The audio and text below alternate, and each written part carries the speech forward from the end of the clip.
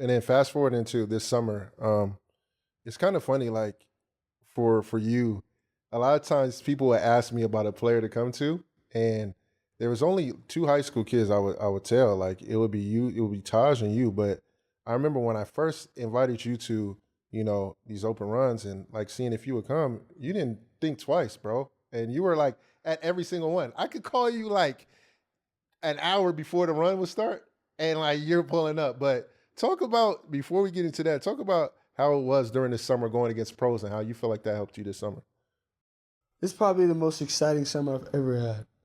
Like, really watching how pros, like, even if they're not 100%, like, just, like, kind of like them getting back into the game, it was just like, I'm looking at these guys, like, and these aren't even the stars. Mm-hmm. Like, these aren't the stars that LA is talking about, that the world is talking about.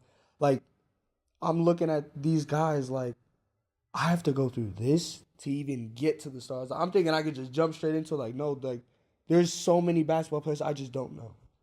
So for me going into that, like, obviously I knew some of them. I'm not really a basketball, like I don't know a lot of people, but there was just guys that would just, like, whoop on me, and I'd just be like, what the heck? But for me, it was just more about excitement. Like, I was so ready for the challenge, like, and then they didn't care who I was either. Yep. Like, it was just like, yo, like, you here, like, now you got to play. Yep, and, for those two, I'm going to draw the context out. So during our summers, a lot of times, like, it kind of goes based off of, like, how an NBA team is doing, and then you have some overseas guys. So a lot of times, like, the superstars, you don't see until, like, later on in the summer because they got to take a lot of time off of their body. They want to get away a little bit, go on vacation with their family. But, so a lot of times early on, because you were there from the start to the finish, you were going from the overseas guys to a little bit more NBA guys trickling in, and then to the superstars. So you actually did the summer the right way. But let's talk about that Benn Mathurin run, for you. And I really like that run because, like, after you were like, put the tape out. Like, I don't care. Like, this is me learning. And I really rocked with that. But talk about what you learned during that time. So it was kind of like from the beginning, like, I normally walk into the gym and I sit kind of like my normal spot. And then he had showed up one day and, like, kind of like all black. And then I kind of just noticed him, like, he was warming up. Like, he was so hyped already, like, in the morning. I was like, oh, he's crazy. It's like, what, like 8? And then he's already over here, like, all hyper. I'm like, yeah, he's probably not even playing. He's probably just there just to have fun. I have no idea who this guy is. And then I'm on the court, and then he's dabbing everybody up. As a high schooler, they already knew I was a high schooler, and I was like, because I walked in and they was like, oh, you a high schooler for real? And I was like, what does that mean? Because normally, like how Benn does, he came in, dabbed everybody up, communicated. Like, he already showed himself, like, yo, what's good, what's good? And I was just kind of like quiet, like, hey, how you doing? Like, I looked at you and was just like, what's up? And then I kind of got into it later on in the summer, like, like, you dab up everybody that's in the gym. And then I dabbed him up, and then he looked at me like a certain way, like, oh yeah, I'm about to whoop you. Huh? I just got here. Like, you don't know me. And he was like, nah, I'm about to kill you. So I was like, okay. And then we start playing. I think he went like 7 straight. No, he went like 7 straight, and then like early on in the game, he was like a shit talker. Like, he was talking trash like the whole time. And then I didn't really expect to do much that day because, it was him cooking and I was doing my own thing. And then once he called me out, I was like, oh shoot.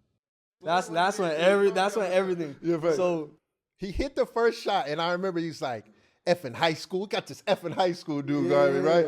So then, like, you scored the next basket, I think, after. I'm trying to remember, but go ahead. No. So the first one was I had scored on somebody, and then I was talking trash. And then when he came out, he was talking trash to somebody, but then he was like, yo, why are you talking to me? Like, you scared or something? And then he was like, and then I came down twice. So I missed 2, he made 1, and I missed 2, and then I made 1 again. So the first 2 I missed were both on him. He had locked me up. Like, I couldn't do anything. Like, I was like, this is like, he has like Patrick Beverly type of defense. And then I came back again and tried it, and then didn't work out. And then he came down. Well, before that, he had called me out. So that called me out was like him kind of like teaching me. Like, he was seeing where my head was at. Like, who am I when, like, stuff doesn't go my way? So in a long time. First time I picked up full. Facts. Yeah, he threw the ball against the wall and was like, He was like he walked. He actually was about to go past half court. Then he walks back to the other baseline. And he's like, come over here. Nah. I thought he was about to like take the ball out again. Yeah, like like some players like it's run, so they kind of like, oh no, take the ball out or something. So we're all sitting there for like 30 seconds, like, yo, what you doing? And then he looks. He was like, come here. I was like, what? He was like, nah, pick me up full. I was like, oh, he's talking. Oh, he's talking to me. Like I'm looking around, like, are you in high school? Nah. Oh, okay. Are you in high school? Shoot. Oh, it's me. And so I pick up full, and then as he's dribbling, like I don't even think we picked that up. He's talking like, yo, I'm about to go left. I'm like, huh? He went left, snatched it. Like, yo, I'm about to do something else. Like I'm about to drive. I'm like, you're gonna move. Like you're about to play defense. I was like, oh shoot. So I had to really like, the first time I was so mad, like I really locked in. Like I was like even it was like that was new for me. I've never felt like I was so like rushed to do something. So when he was just like going back and forth, and then I played good, like defensively. Like, I played good. He was straight. He made a tough shot, bro. I ain't even gonna lie. I wouldn't call it tough. The reason I wouldn't say that is because that's kind of normal for NBA players to hit shots like that. So I'll give him that one. That for me. That was a good shot. That was kind of like a normal. I respect that, bro. I really respect that, dog. That was normal. It was a nice step back. Okay. And then when the ball went up, the way it went up, I was like, let's go. Nah, and I like that. I think it's a great teaching point for you because, like you said, like, battling through that, and then like you got a block too. After that, defensively, it was a better defensive. Oh yeah, no. I was so excited about that ball. I couldn't hold it in. Like normally, I'm like trying to be professional. No, I couldn't be professional. Yeah. The way he was talking smack, I was like, oh yeah, I'm about to talk too. I ended up talking too, but by then it was over. Yeah, and then.